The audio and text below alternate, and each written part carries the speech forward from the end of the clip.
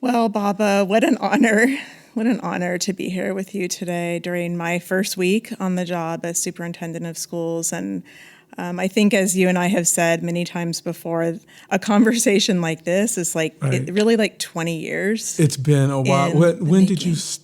wait a minute, we met when you were a principal, right? Yes. When, Yep. how long ago was that? So I think we met about 20 years ago. I had been a teacher in the district. I came in as a teacher in the district right out of college, newly married, moved into the Long Beach community and just fell in love with the community, and was a teacher at Smith Elementary. Smith. Yeah, Smith Elementary. But it was a different school that we met at where you were principal, Yes. right? What school was that? Yeah, on the west side of Long Beach, Garfield Elementary. Garfield. Yeah. Okay. A school, when I got there, this amazing community.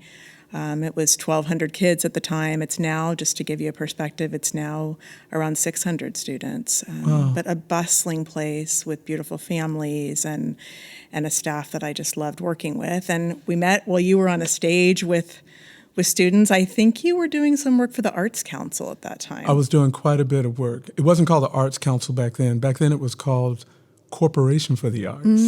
It transitioned to the Arts Council some years later. But what I was doing at that point was we were actually touring schools. We had a grant to tour schools, and we were having them do folklore and presentations to like family evenings and things like that. It was a good time. It was a good time. I remember just was probably timid as an adult at that time in a way, and remember watching the students just circling around you and dancing and talking, and I think you were sharing instruments. And That's right. before I knew it, the staff who was also present were just a part of what you were doing too. It's a part of the craft.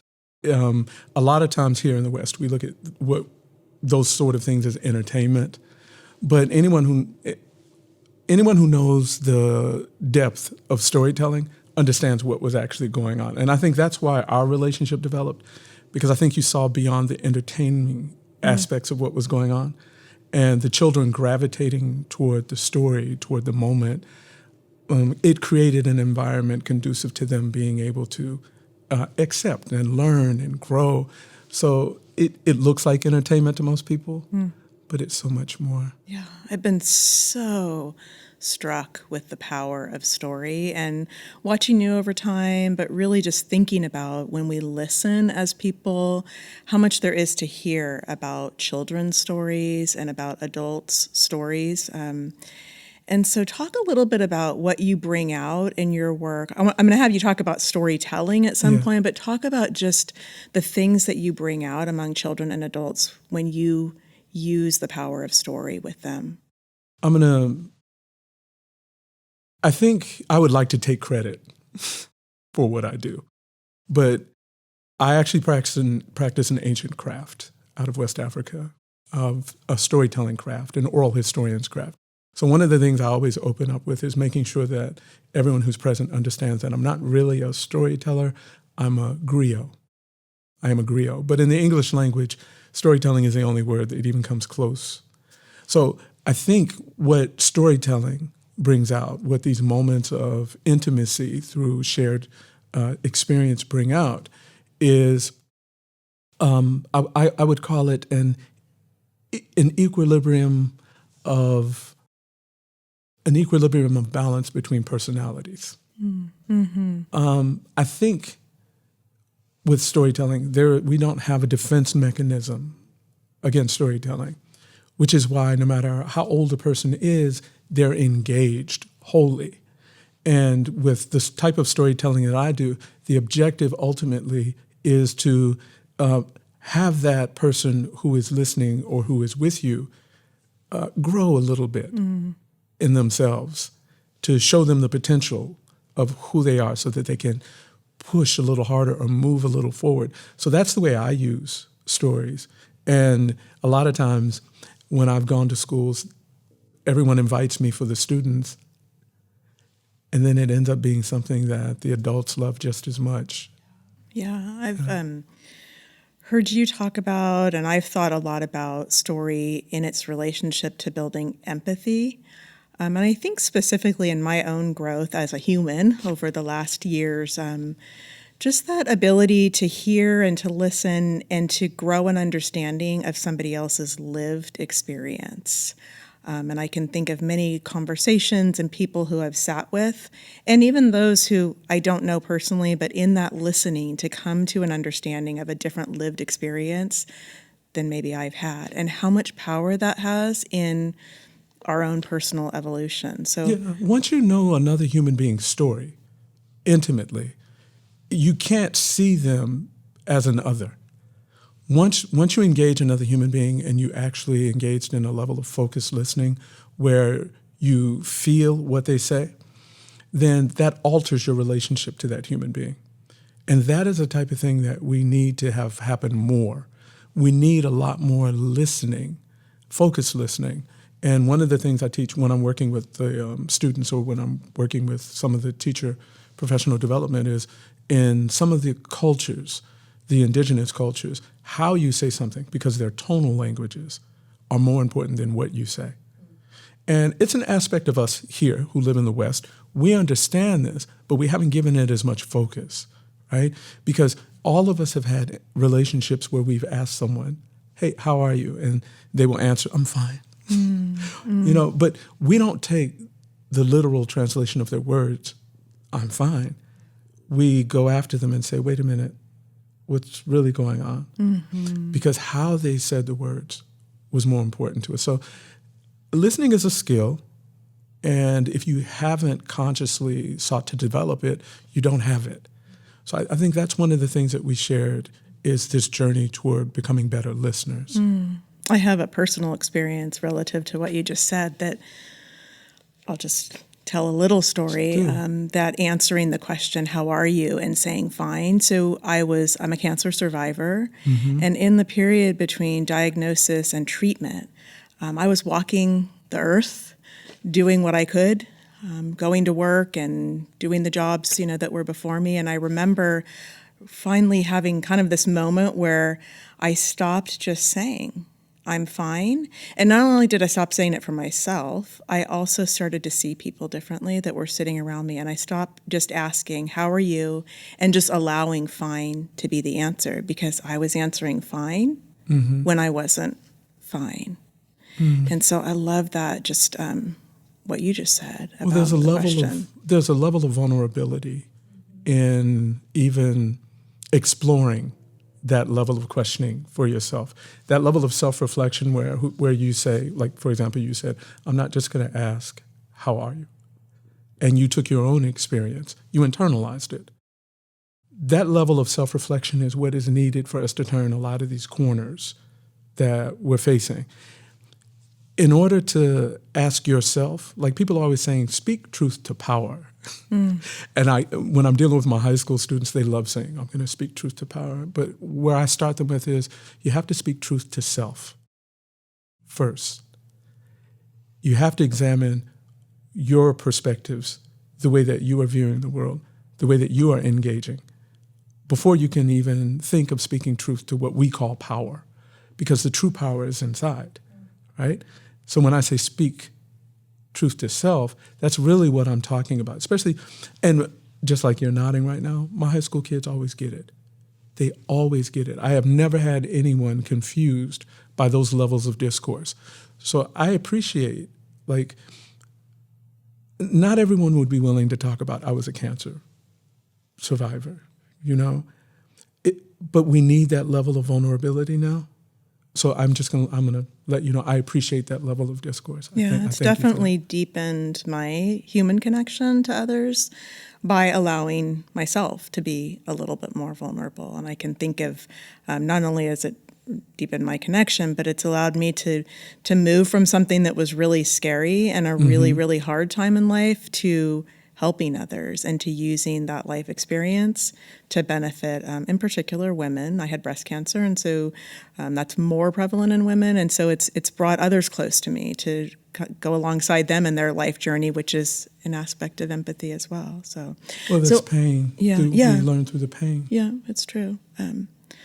So I want to pause. This is a little bit out of sequence, but you wrote a book about your own journey and going back to journey.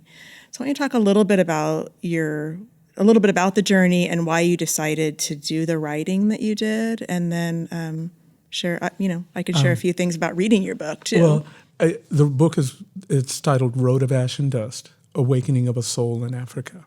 That's the title of the book. But I do want to talk about it, but I'm an author. So crossing paths with someone who's actually read the book is exciting for authors. So if I can just ask you, what stands out most in your reading of the manuscript? So many things. The first thing, I don't love to fly, although I've kind of trained myself to fly. And so in your opening couple of chapters, there's the imagery that goes with your long flight to Africa and all the thinking you were doing and the discomfort, just the physical discomfort that goes with it, as well as the thinking that you were doing and this journey that you were entering into. That realization that I was crossing the Atlantic in the opposite direction of my ancestors who had come here over 240 years ago. Yes. That was a disassociating moment. And to be so mindful and so aware that you couldn't sleep, that you were thinking about all these things. I have really strong imagery of the community that you described, and really like the interactions of people, adults and children, and the care for one another, and the physical space. Like your book took me to a place that I really could create what community looked like in the places that you went. I appreciate that. Yeah, and also going for your Kora lessons. And I just could, see the kind of parade to the place where you would take your lessons to learn the craft of playing the Kora, which is something that is part of what you do now. 30 years. I've been playing for more than 30 years. Yeah. I'll tell you this. One of my reasons for writing the book, one of the main reasons for writing the book, was because being a Black man, I'm from here. Being a Black man in this society, I have grown up witnessing the changes, the tumultuousness, the attacks on... I've grown up as a Black man in this society, so there are things that I haven't been able to avoid. That being said, one of the things I wanted to do was I wanted to give voice to many who don't have that voice. Like, you can find a plethora of books written by politicians, athletes, Black athletes, comedians, entertainment personalities, rappers, you name it. You can find a lot of books that are either written or ghostwritten for them. But the voice of that Black man who doesn't sit at the pinnacle of a political career or in entertainment, or who is just a voice of someone who has grown up here. I wanted to have a nuanced interpretation of what it means to be a Black man in this society. And people were warning me. They said, no one's going to read that book.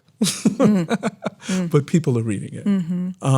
And the reason why I wanted to do that is because I still remember, even though I'm an older man now, I still remember being a child and sitting in those classrooms and having the experiences that I was having coming up through public schools.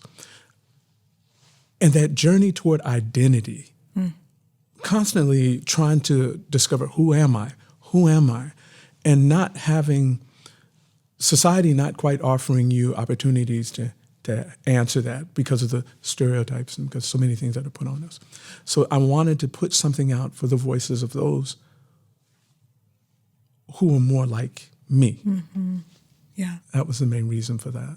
I mean, so I've named some really great images. I also think about the doorway of no return. Oh, that is a favorite and the for a lot of description and the words that you use and the way that you took us to that place.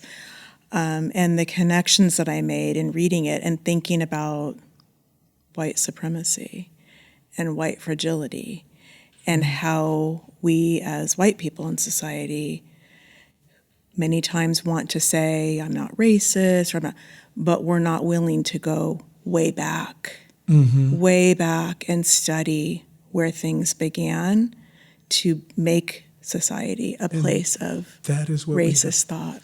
That's what we have to do. That is it. Look, because a white person isn't racist doesn't mean white people are not racist. I take a stance, one of my favorite writers was James Baldwin, and he used to say, color is not a personal reality, it's a political reality. And I expound on that quite a bit when I'm talking, especially to teachers when we get into these discussions on white supremacy and race, because that whole point of the doorway of no return was something I had dreamed of. I never knew. Being born here, growing up down south, I never knew that I would take that journey someday. But I fantasized about this doorway. And for, I guess, a lot of people, I don't know whether they know or not. See, they have to read the book now, too. Well, okay, they need to read the book. But the doorway of no return in Dakar, Senegal, is on an island off of the coast of Dakar. And on this island, there's a mansion. It's a small, but at the bottom of it are the dwellings where they took men, women, children, and they even have a cell for infants. A cell for infants. And I had read about this when I was younger. So I decided if I can ever get to that island, it's called Gorée, I'm going to walk into that space, because the doorway of no return is the doorway that the enslaved human beings walked out of. It was their last touch to Africa. And I made a promise to myself, if I ever made it to Gorée, somehow, some way, I would not enter through the front door of that space. I would enter from the water, and I would come back through that doorway, because for me, it was a spiritual ascendance that spirit does not die.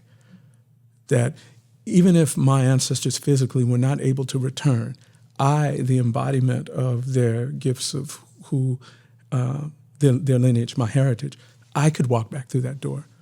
So that was my main reason for doing it. It was a spiritual statement. And oddly enough, a lot of people have an affinity for that chapter, and I'm talking about that more than anything else. In fact, you just reminded me of something. I recently, late last year, I was in Senegal. I had gone back. I was touring schools. The government had invited me to tour schools there. And I made it back there to Gorée again. And the question I kept getting everywhere I went was about that part of the book. What did they ask? They wanted, it's a strange juxtaposition of realities, because many of the students wanted to ask, you, as a Black American, why did you feel like you could come back here? Because there's a disconnect of identity. And I spent a lot of time explaining that their ancestors were taken from Africa. And I know this sounds simplistic to those of us who know a little bit about history, but I spent time explaining their ancestors were taken from Africa. Those ancestors who were taken to the Americas are my parents, great-great-grandparents, great-great-great-grandparents. And I was finding ways to build cohesion between many of the students in the schools, between African Americans in this country, and their concept of who we are. Because we've exported a very distorted concept of Black Americans, of African Americans, and part of my work has been to fight that distortion. Yeah, so I wanted to ask you, and you've just mentioned it, that you travel internationally for study and for presentations and to be with all different people around the globe. You speak multiple languages. I just think about the beauty of the storytelling craft of Jalia. And I wonder how you bring all of that international perspective and language and study into classrooms in Long Beach Unified, but we know that it's not the only place that you do your work. How does that come into the work that you do? And maybe how has it changed over time as you've changed over time? My work, it's purposeful. What I have been doing for the past 30 years is purposeful. my work initially, when I thought to create the idea of becoming a storyteller, it was based partially on a cultural understanding of my ancestry and my roots, but it was also based on many of the personalities that I grew up, and they were my heroes. For example, Paul Robeson. Paul Robeson toured the world. Brilliant human being. And he toured the world back in the early 1920s up into the 30s and 40s. And he was an inspiration to me. People like him who didn't let the constraints that the society sought to put on Black people hold them back. They didn't allow that, were inspirational to me. Women such as Ida B. Wells, right? Reading her works, her struggle against the oppression in this society, her journalism, impeccable. W.B. Du Bois. I mean, I could just keep naming people. Alex Haley's Roots was a book I read, and I think I was in what we call junior high back then. I think we called it middle school. But when I read Alex Haley's Roots, there was this connection to Africa. And there were these griots. So when I had gone to Africa, one of the main reasons I went was I wanted to learn about that griot tradition. I wanted to learn the oral tradition, the music, the storytelling. And when I began to learn it, it was like this huge epiphany went off. And I began to understand why our children, Black boys, Black girls, struggle in this educational system. And I was so excited to come back and to share and to say, I've got it, I've got the answer. Music isn't just music, rhythm isn't just rhythm. There's this tradition. I was excited about that. But I'm going to be honest with you, Jill. When I came back from Africa, no one wanted to hear what I had to say or what I had to give. And I remember Paul Robeson saying, don't limit your world. Your world is as big as you make it. And I started soliciting outside of this country. And the next thing you know, I'm getting asked to go to Poland. I'm getting asked to go to France. And I've toured every country in South America. But what wasn't accepted here was welcomed with open arms abroad. So I did a lot of work here. This is my home. I'm never going to give up on home, right? I did a lot of work here, but in order to survive, I had to create an international platform out of necessity. And I think in that platform, what's evolved is now there's a recognition. I'm so much older now. I wish it had been so much more acceptance 30 years ago. But there's more of an awakening. And the awakening did not start with the death of George Floyd. The awakening started decades ago, and it has been a protracted struggle to get to where we are today. And I mean, I would like to say, I created, I did, but it's not so much about me as it is about my having centered children in my platform. So everything I do, every move I make, everything I read, all of the studying, all of the traveling, is to make sure that our children know who they are. Because once you know who you are, then that unearths your potential. Knowing who you are, part of that is history.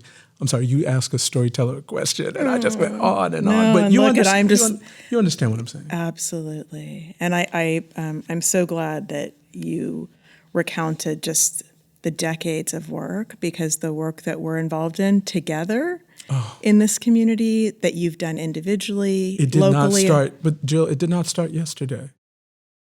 It did not start. I'm hearing a lot of conversations from people all over about, well, now there's momentum. Well, now there's energy behind it. Well, now people are ready to listen. We've been having this conversation for 20 years. And I'm glad in your story that you told about your work, that sense of persistence, and knowing that things that are as complex as the topic that we're talking about, they don't get solved quickly. They get solved over time with hands locked together, with really raw conversations that people are willing to feel uncomfortable for a long time. There's a song that I used to hear. My great grandfather lived to be 110, and I used to spend a lot of time with him. There's a song he used to sing, "Keep your eyes on the prize," and there's a part of the song that says, "The one thing we did right was the day we started to fight. Keep your eyes on the prize." And that eyes on the prize is, for me, has been centering myself around making sure that our children recognize who they are. But I don't look to win during my lifetime. But what I do look to is to at least move the needle on the conversation or what we've been doing. And I do look to create sort of a legacy that I inherited from others. So it's my responsibility to leave it for those who come up behind us. I share a similar belief, which brings me to, I want to ask you a few questions. Again, your work in schools is not new, but we sought a partnership, you and I, last summer. Yeah. We were preparing to launch some new levels of work. So again, a focus on equity in Long Beach Unified isn't new either. It's been decades of work. But last summer was a special time. It was a moment of really upping the questions that we were asking ourselves and thinking about story. And so you helped to launch a year of the question about people's stories and really thinking about how stories and knowing each other's stories impact each other. So I'm back in that room, which I wish we could go back to the summer of 2019 because those were great days, and also life was simpler in certain ways. But I think back to that time and just the ways that you quickly helped us to build trust in a room. We heard from voices. At that time, it was principals and assistant principals in the district. We heard from voices that had never spoken in front of 100 people. And in a room of 100 people, we were going there in terms of conversations. What do you remember about being in the community room at Browning High School, helping us to launch our year? With over 100 principals. It was the Leadership Institute. And I remember when you approached me about it, we wanted to center ourselves around a discussion of racism, white supremacy, inequity, and how to build equity, which is a broad and a tough conversation to have. So I remember thinking, how am I going to have that conversation with 100 people? And what I came up with was, I've got to be honest. I've got to be vulnerable. I've got to lay it on the line in front of these people so that they understand that I am not here as a keynote, right? I am here as a part of this community who desperately wants to see this educational system transformed into something that serves all children. So it was a little scary for me, but vulnerability was the key. So when I did begin the conversation in the room, I use music, I use the storytelling, but the methodology behind using music is to get people to relax. There's even brain science behind how the endorphins flow when we listen to music, right? So once they're relaxed, I chose what story I wanted, what words I wanted to share in that moment. And when everyone is calm, they're open. And I felt safe. Once I felt safe to be vulnerable, I started to share my story. But it has to be bi-directional for me. So I wanted to allow time for them to also speak. And I let their questions, once I let them know who I was and what my expectations were and what my history was, I let their questions guide the way. And it's like walking a tightrope a lot of times. But for those of us who have been around a while, it's one that we walk well. So allowing their questions and making it a safe space for them to ask those questions. Because I think the problem we get into is when people don't feel safe in expressing themselves, then they don't.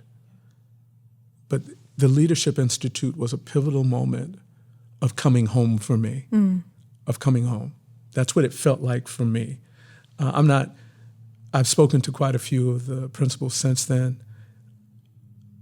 I love the input I get. In some ways, I'm not going to lie, it fed my ego. It fed my ego. But overall, being able to continue those conversations past the day of the Leadership Institute was important to me. Yeah, I'm glad you said that too, because those 2 days were just the beginning. And so you've been out in many schools since then until we had to close schools on March 13th. So I'm going to ask you to talk about that in a moment. I also think about at that institute, I told, not as well as you can tell a story, but I told about the story of the Maasai tribe and the question that the elders use to gauge the health of their society. And as I understand the story to be a fierce warrior tribe that could be intimidating but the tenderness of the question that they ask to decide if all is well is, how are the children? And that's both what I understand it to be in the story, a greeting and also a measure of success in society. And so I asked the question of our principals and assistant principals, can we really answer that all of the children are well? And right now the answer is no. And actually today, on August 4th, the answer is still no. Right. And so I'm going to keep asking myself that question, how are all of the children? And I'm going to keep asking it of all of us in our school district and community until we get to a point where the answer is yes. And we have to keep pushing. We have to keep pushing. We are going to hear constantly what is not possible, right? We're going to constantly hear why we cannot do things. So when you make a statement such as, how are all of the children doing? There are people who will push back. But you know what? If we do not set our sights on every single child, if we don't set our sights to make sure that every single child in this district is self-actualized and reaches their potential, and we put them in a place where they can grow to be who they are meant to become, if we don't at least dream and put energy behind that, then what are we really doing? Which is why this is why I don't debate any longer. I don't have time to debate. I'm too busy working. Yes. I'm too busy doing the work. Yes. Over the decades, there have been a lot of personalities that have come and gone. And when the cameras come on, they come out of the woodwork. But one of the things I learned from my great-grandfather, he had a farm, and he would say, if you want to eat, you got to work, right?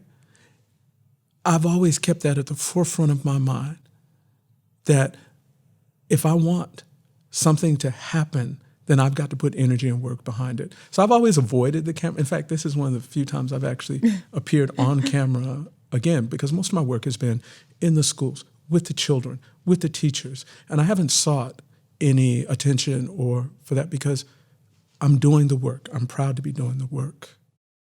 I know. I had to twist your wrist to get you here, but I'm glad you came.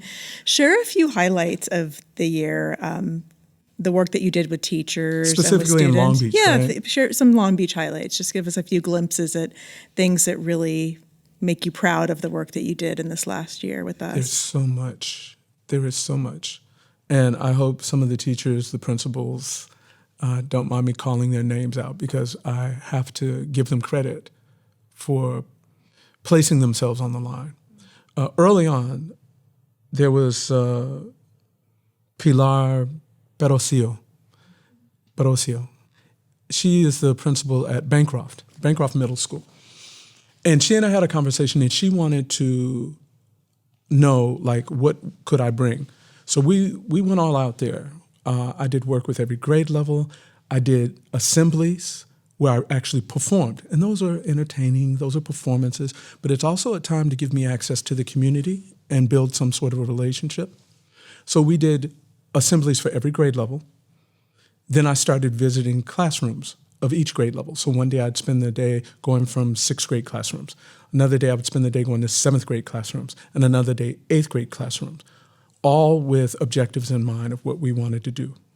And I was also doing teacher professional development, all centered around creating a discussion, right? Beginning the discussion on white supremacy, racism, and the effects and harm that those things have. And going into those discussions, I had to steel myself, because as a man in a little over half a century, I know what I'm going to be faced with, right? But it was surprising to me how many people were ready to have the discussions. There were so many teachers in some of our sessions. I think I went back maybe 4 or 6 times. We had some sessions where people were in tears. We had some sessions where, we had to put people back together when they were falling apart because of their own life experiences. We had some sessions where there was a little anger, but we kept the conversation going, because my job is to facilitate that, right? They were productive. They were highly productive. And when COVID hit, we didn't have the sessions where we went in as much, but we were having the conversation. And what I saw that was happening with the children, with the youth, was that they were being heard in a different way. And they were expressing that through their actions in school. I had parents coming to me saying, "You're that storytelling guy?" After school, because that's a sign of something. When children go home and they're excited to talk about something that happened in school, it lets you know that you're doing something right. So many of the Black children, it's wonderful when you walk into a class and you see the students, and they sit up a little taller, they make eye contact, and you know that you're being effective. So, that was Bancroft. She also had an assistant principal. I think her name is Danette. Danielle? Incredible organizer. She organized a Black History Month event. And I had been performing, and I wanted to take that opportunity to be invited to sit and to show the children that I could sit in the audience and watch them. So it was in the evening, and I went and I observed that. Incredible organizational skills on her behalf. I also worked with Bixby Elementary.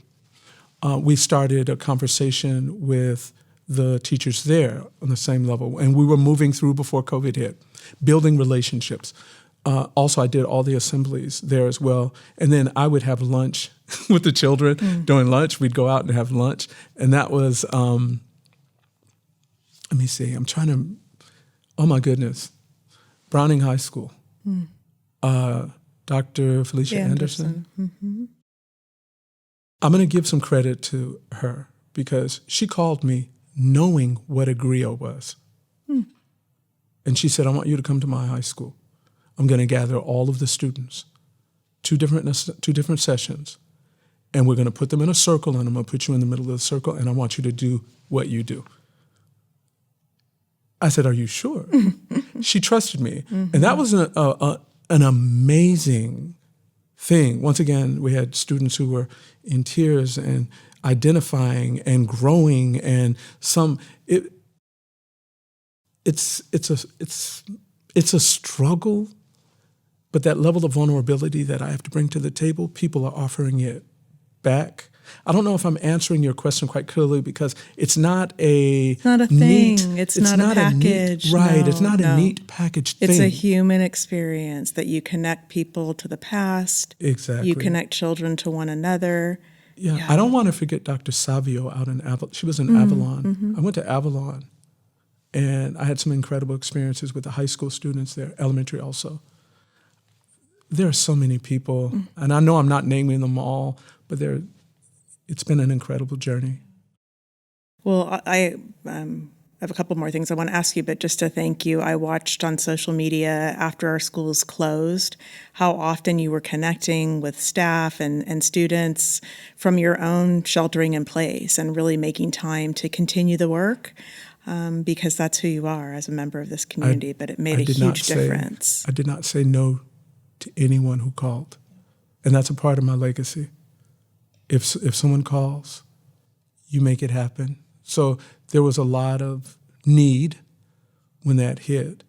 And if I'm in a position to be able to serve, then I'm going to serve. Well, and you didn't just ask them, how are you, and accept fine. You asked them, how are you feeling? What's happening for you? You know, what's going on inside of your body? What are you thinking about? Right. There's a policy with children. And I used, in working with children, we used to use a developmental psychologist from the 70s. His name is Amos Wilson, I'm trying to remember his name. And he specialized in the developmental psychology of Black children. And I remember I used to attend his lectures. Oh, I'm old. But I would attend some of his lectures when he would come here to California. And one of the things he used to say is, when you hug a child, let them release first. And that, when I was trying to be of service when the pandemic hit, that's really what I was doing in the conversations with children, in the conversations with adults, is I wasn't hanging up until they were ready to be let go. It's that virtual hug, if you want. But people will let you know when you've satiated their thirst. So in those conversations, in those storytelling sessions, in those moments, I made sure, because I had the time, not to try to run away or look at the watch too much. But yeah, that was important to me. Well, I've personally experienced that in you in times of community unrest, in times of the murder of George Floyd. I knew that you were someone who I could come to, and you have been someone consistently, so I can come and say, here's what I'm thinking about. Can you help me work this out? Please give me your perspective. And I just have so appreciated that wise counsel, your calm spirit, your ability to just to listen, even as I've worked things out in my own thinking by talking to you. And that's something that I know you offer to a lot of people, but I'm personally thankful for that. The way that I feel, and I'm of an age now where I feel people. I don't listen to what people tell me. I feel people. And I felt a sincerity in you. And this was way before you became superintendent, which is, congratulations on that, by the way. I'm sorry. We should have opened with congratulations. No. But there are people in this world, when you've traveled this world enough, you begin to have experiences where you feel the type of human beings they are. And you don't need a discussion. You don't need them to tell you. People demonstrate who they are. And I think there's a certain level of resonance that I have with human beings who I feel are sincerely willing to be in the trenches. And I'm an honest human being. And if you were not that person, I have no problem telling you, I would not be here with you right now if you were not that human being. So I like to believe that there are those of us who are ready to roll up our sleeves and to get this work done. And we've already been doing it, and we're going to continue it. There is a paradigm shift that is going to happen whether we want it or not. Can I just give you an example of something? Because you talked about George Floyd, and I feel a little pain. Not a little pain, I feel a lot of pain. I have had a lot of George Floyds in my life. Going back to my childhood, all the way up through now, I've had a lot of George Floyds in my life. I mean, we can go back before Emmett Till. I have had family members personally who have been lynched, and they're a part of my family history. My grandmother was forced to watch a lynching of her favorite uncle. So the reason why I'm putting this forth is because I think people need to understand where we're coming from. So the reason why I'm saying this is it's not as simple as what I want or what you want. It's so much more complex than that. So having in my psyche so many of these George Floyds, and for example, in 1990, sometimes I still dream about this young woman, Latasha Harlands. She was a student in 1990 who was shot and killed purchasing some juice at a local store. A lot of people have forgotten her name. I have not. So all of these images that I live with, all of these people who are no longer here, I have an obligation, because I'm still here, to make sure that I live their legacy, that their names are not forgotten, that the children who are coming up now, right, recognize the sanctity of living and life. So I didn't mean to take a step, but when you mentioned George Floyd, it's difficult for me. It's difficult. I just needed a second. Yeah, take a second. No, I'm good. But So that leads me to, I guess, my last question for today, which I wish we had hours, is just thinking about, you've seen my journey over time as a teacher and a leader in the school district, and you're with me during a really important week as I kick off this job of being superintendent. So I'd just love for you to offer any advice that you have for me around my work. And then if you have a story, a story that you'd love to tell to lead us to closure, that would be great. I'm laughing because you remind me of when I was young, Malcolm X and Muhammad Ali were friends. And a reporter once asked Malcolm X, he said, what advice do you give Muhammad Ali when you are together? And Malcolm said, I don't give advice. He said, I counsel, but I also seek counsel. He said, our relationship is a relationship of equality. He said, so he explained that when he would speak to Muhammad Ali, they spoke as equals. I have no advice for you. What counsel do you have? Let me change my question. I would tell you to suffer the slings and the arrows nobly, and understand that your journey, your path, you are on it, and it is a part of your purpose. And if I were going to just leave you with something before, and I know you want me to share a story, so I'll share a story, but if I were going to leave you with one thing, I mean, music always comes to mind. You know, on my way here on the radio, there's a song by Marvin Gaye that came on, Save the Children. I don't know if you've ever heard it. It's not one of his more popular songs. I think it was a B-side song, but I grew up hearing that song. And there's a refrain in the song that he continues to ask over and over, and it's, who really cares? Who really cares about our children? So I would say on your journey, that's something that I would love for you to keep. And you've already done it, but how's that?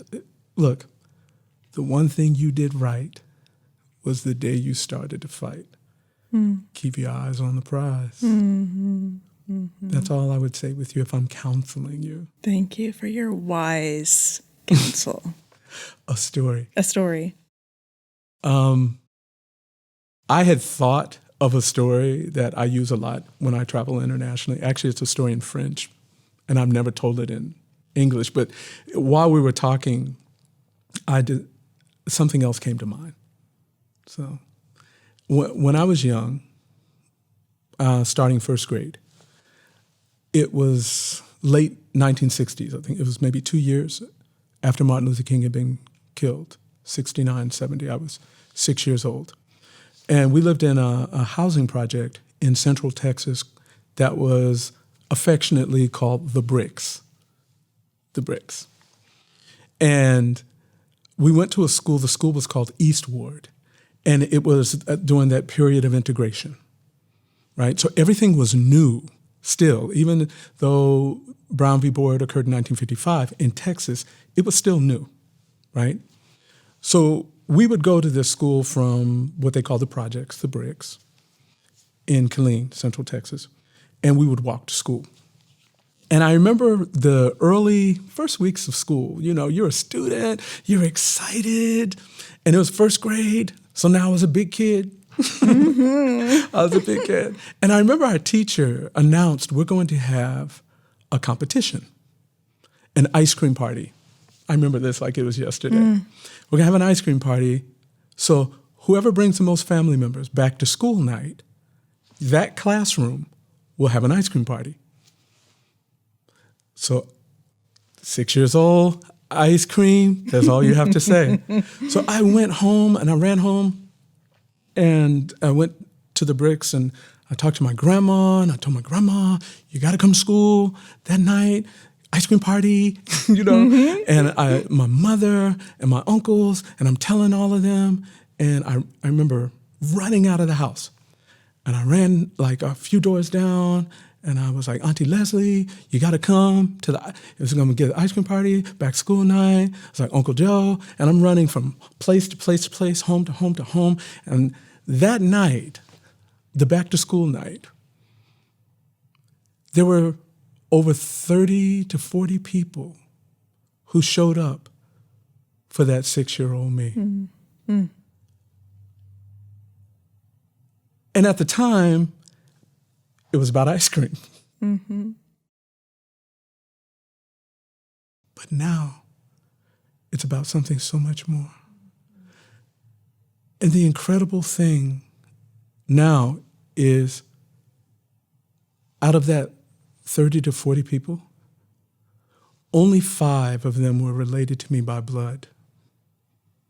And the 6-year-old me did not make the distinction or did not understand that these people were not my blood relations. These people showed up for me. Something missing in our dialogue today is our capacity to surround these children with that level of love and care. You know, I said projects. Poverty wasn't a part of my life growing up, this poverty that, not that I understood, because for 30 people to show up for you, there is a richness in that. I want to move us in that direction. I'm going to do whatever it takes to build this community here in Long Beach so that we are showing up for our children. Baba, thank you. Thank you for showing up for our kids and helping us to answer that question better. How are all the children? We're so grateful. I'm so grateful to be on this journey with you and to have you as such a good partner to the work that we do, and just that you live and work in our community. So we'll keep on, and I appreciate you being with me this week. I appreciate you, Jill. I appreciate you. I'm sorry, Dr. Baker. Be well.